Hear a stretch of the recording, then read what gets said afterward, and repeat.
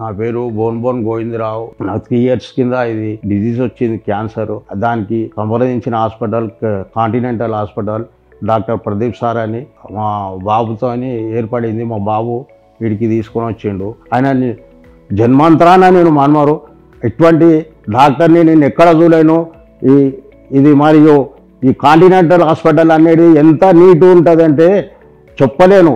ఒక్క ఇంత చిట్కే గాజు ముక్క పడ్డా కానీ ఎంబడే క్లీనెన్స్, మెయింటెనెన్స్, అంత క్లీనింగ్ అంత సౌకర్యంగా ఉంది. దాని తర్వాత ఇక్కడ వచ్చినాకనే నాకు ఇది అయిపోయింది. ఇప్పుడు మేలుగా ఉన్నాను. Thank you for continental hospital.